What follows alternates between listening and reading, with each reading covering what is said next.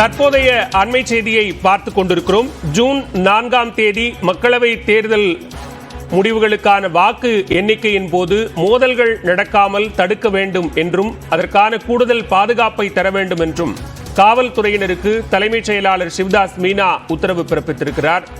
தலைமைச் செயலாளர் சிவதாஸ் மீனா தலைமையில் காவல்துறை டிஜிபி உள்ளிட்ட உயர் அதிகாரிகள் தலைமையிலான ஆலோசனை கூட்டம் என்பது நடைபெற்றது.